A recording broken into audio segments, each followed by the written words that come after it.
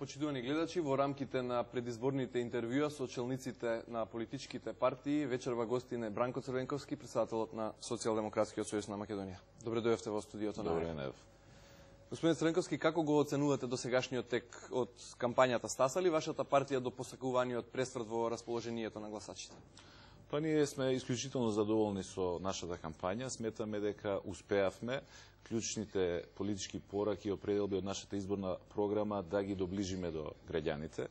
Имаме извонредна посетеност на сите средби, на сите митинзи. Она што мене посебно ме радува е расположението, атмосферата. Има енергија, сите го чекаат 5 јуни.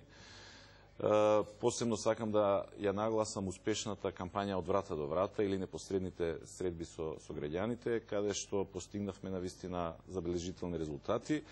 А што се однесува до пресвртот, мислам дека тој се случи уште пред почетокот на кампањата и дека ќе кулминира со соодветен резултат на 5 јуни. Слоганот на СДСМ е за твојата иднина.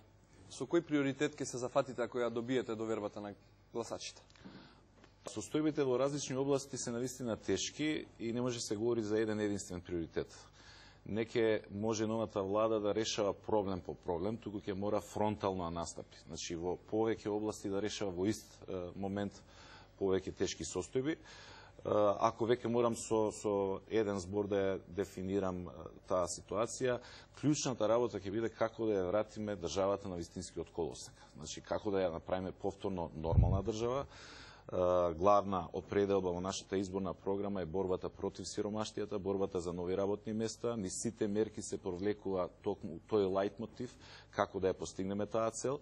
Меѓутоа да не заборавиме дека и состојбите со слободите на граѓаните, со демократијата, блокираните евро и НАТО интеграции, значи навистина ќе мораме во ист момент да се зафатиме со решавање на состојбите во различни области. Велите дека не можете да одредите приоритет, но сепак која е најранливата сфера според вашето наоѓање? Дали е тоа економијата, демократијата, позицијата на меѓународен план? Дефинитивно економијата. Значи, земјата е во навистина катастрофална ситуација, третина од населението живее под прагот на сиромаштијата, луѓето се борат буквално за голо преживување, имаме рекордна невработеност и апсолутно тоа е најважниот приоритет. Се друго, сите други политики на новата влада ќе бидат подредени како да се постигне што е можно побрзо и подобар резултат на овој план.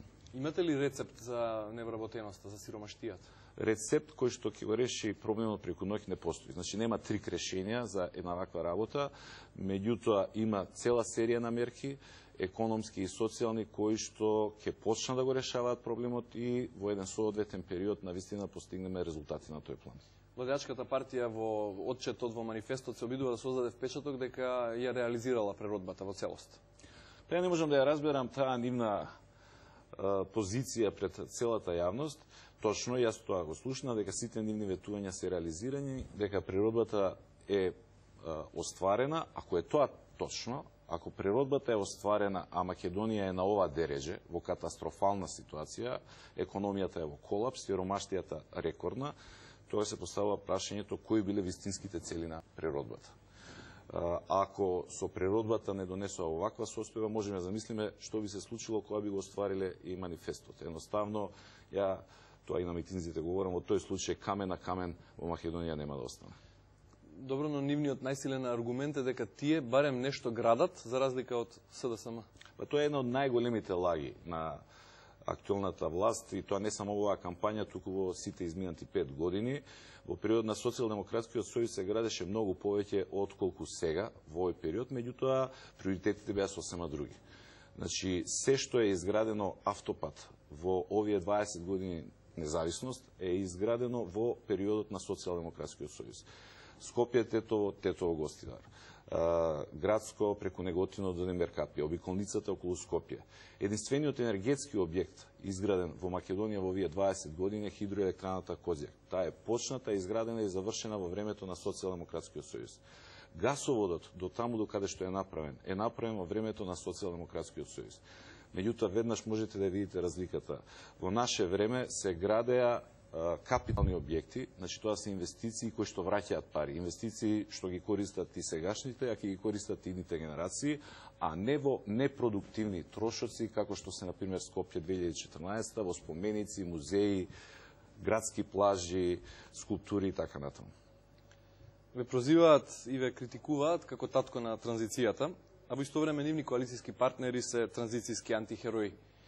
Со кого СДСМ ќе коалицира после изборите, ако ја освои власта? Точно мислам дека е најголемо лицемерие, да не речем и перверзија, тоа што една од омилените теми на Груевски е транзицијата, криминалната приватизација, а заедно со него и во коалицијата и на бината, кога тоа го говори, стојат еден Љубисав Иванов Дзинго, кој што е типичен пример по дефиницијата на ВМРО-ДПМНЕ за олигарх или транзиционен профитер, или, например, Стојменов, да не говориме за Амди Бајрам и слично. Што се однесува до прашањето за постизборни коалиции, Социјалдемократскиот сојуз има навистина голем, широк коалиционен потенцијал и можам да кажам дека во зависност од изборните резултати се е можно. Најразлични комбинации, освен една единствена. Значи, не е можна коалиција помеѓу Социјалдемократскиот сојуз и ВМРО-ДПМНЕ. Со Дзинго и Стојменов? Не, кога велам ВМРО-ДПМНЕ, мислам и на неговите коалициони партнери. За соработката со Дзинго во изминатите години и рековте дека и ветивте дека ќе исправите грешката. Што подразбира тоа? Точно, ние до 98 година, откако почина Киро Поповски и Љубисав Иванов Дзинго стана лидер на партијата, ја продолживме коалицијата и на тој начин и индиректно придонесовме да продолжи тоа малтретирање и терор од негова страна кон граѓаните на општина Кратово. И тоа е една дамка во нашето минато, и моје лично и на Социјалдемократскиот сојуз, и навистина имаме должност и обврска кон сите тие граѓани после 5. јуни таа неправда да ја исправиме. Што тоа значи?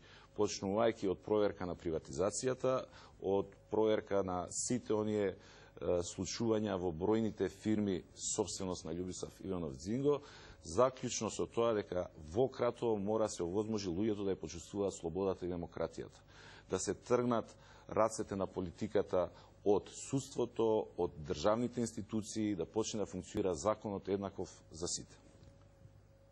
Каков е вашиот план, како ќе изнесете Македонија од изолацијата во која ја фрли политиката на актуелната власт? Зборувам за меѓународен план. А точно, Македонија е во изолација и апсолутна лага е дека единствена причина за тоа е спорот со Грција околу името. Тоа е всушност само алиби кој што Груевски го користи секаде и каде што треба и каде што не треба. Ако спорот со Грција околу името не е наметнат од грчка страна, тогаш, например, процесот на антиквизација, кој ни го наметна? Преименувањето на аеродроми, автопатишта, градење на споменици посветени на античкиот период, кој ни го наметна? Кој ни наметна како држава да градиме специјални аранжмани со Боливија, со Сирија или со Зимбабве? Ги споменувам оние работи кои што едноставно ја срушија меѓународната позиција на Република Македонија, угледот и почита кој што претходно го имавме и станавме држава за посмев. Да не говорам за состојбите на домашен план, кои што се рефлектираат на надворешно политичката сцена, како што се, например, загрозување на независноста на судството, партизираната администрација, слободата на медиумите, кои што се резултат на владините политики, а придонесоа и во Брисел, и во Вашингтон да се влошат оценките за Република Македонија. Значи, што е тоа што треба новата влада направи? Прво, да биде искрена во својата определба, да има искрена политичка волја да го деблокира и интензивира процесот на наше интегрирање во НАТО и Европската Унија. Зашто велам искрена политичка волја? Затоа што во изминативе 5 години бевме сведоци на едни декларативни заложби, а сосема други реални потези од страна на актуелната власт. Тоа, овој нов тим, начело со Радмила Шекеринска, каде што е и Стево Пендаровски, ако има уште такви луѓе, апсолутно гарантира со своите знаења и капацитети дека успешно ќе го спроведе. Како ќе ослободите Македонија од стравот и од апатијата? Што ќе направите за да им отворите простор на медиумите да бидат објективни, независни, професионални?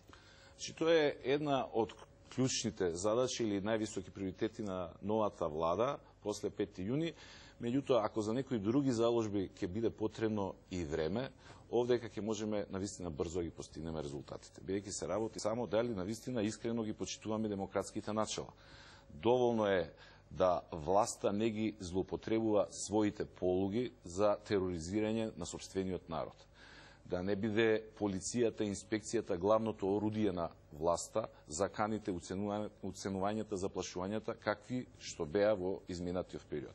Што се однесува до медиумите, она што е клучна работа е да владата и државата ги тргне сите можности за било какво влијание кон медиумите и едноставно да ги пушти слободно да работат. Кога го велам тоа, првиот потек е македонската радиотелевизија да стане на вистина јавен сервис, еднаков за сите, без политички инструкции од актуелната власт. Втората работа е како се трошат буџетските пари за владени реклами. Наша определба е да нема владени реклами. Имаме поважна работа во оваа држава отколку да се рекламира владата. Едноставно, подобро е тие пари да ги потрошиме за да се отвори некое ново работно место, да помогнеме на оние социјални случаи кои што ги има безброј во државата, да го подобриме животот на граѓаните, отколку да правиме спотови и да даваме огласи по весниците.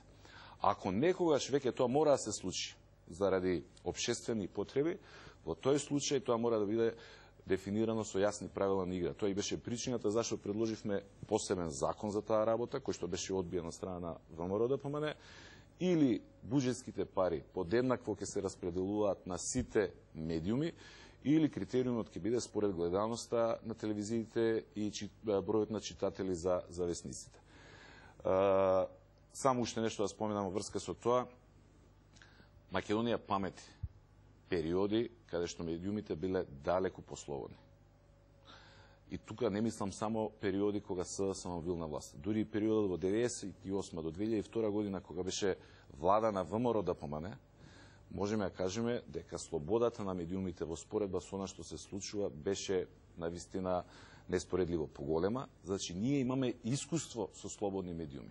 Она што е лошо, што всушност наместо да напредуваме на тој план, во последниве неколку години додовме во ситуација да биде таа област нотирана и во извештаите на Европската комисија, меѓутоа и во извештаите на Стејт Департментот како една негативност.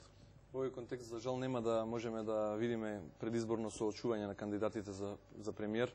Први ракавица за соочување му фрливте вие на премиерот Груевски. Што ќе му кажете ако прифатеше да седне на иста маса со вас? А ова како хипотетичко прашање? Како замислено соочување со Груевски? Па не знам, предпоставам дека би му рекол ви честитам што конечно собравте храброст да дојдете на едно тево соочување на два бивши премиери.